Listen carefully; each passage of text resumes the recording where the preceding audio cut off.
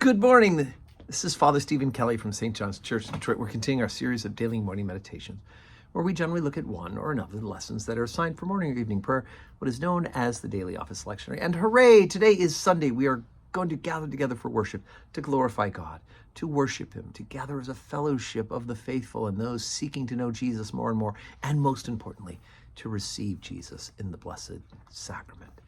And of course, we have our regular service scheduled today, 7:30 morning prayer, 8 o'clock Holy Communion, 10 o'clock Holy Communion, and 5:30 evening prayer. And today is a special day because we are within the octave of the Feast of All Saints, where we talked earlier in the week about All Saints Day. Well, we get to keep the feast again today because today is the Sunday within the octave. And I thought, instead of looking at the lessons that's assigned, let's take a look at a hymn that we're going to sing today. Two of my favorite hymns are concern All Saints Day. One is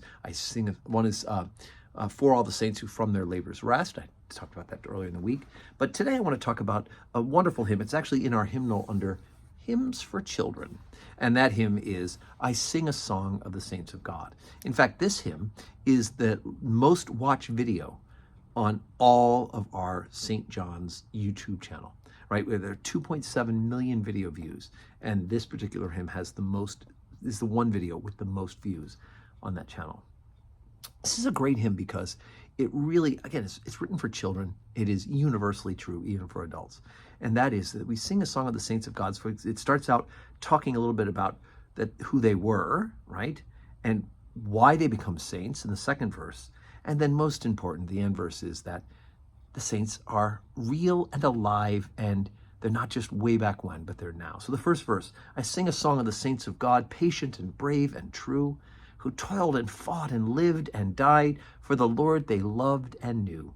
And one was a doctor, and one was a queen, and one was a shepherdess on the green. They were all of them saints of God, and I mean God helping to be one too. Right? So we just define the saints are all different varieties of people. Oh, what do they have in common? They love their Lord so dear, and his love made them strong. And they followed the right for Jesus' sake the whole of their good lives long. Let's go right back to who are the saints? Well, one was a soldier, and one was a priest, and one was slain by a fierce wild beast. And there's not any reason, no, not the least, why I shouldn't be one too. Okay, are you getting the point here? Right, you're called to be a saint as well. And now the final verse. They live not only in ages past, there are hundreds of thousands still. The world is bright with the joyous saints who love to do Jesus' will. And you can meet them at school, or in lanes, or at sea, or in church, or in trains, or in shops, or at tea. For the saints of God are just folk like me, and I mean to be one too. Folks, we're called to be saints.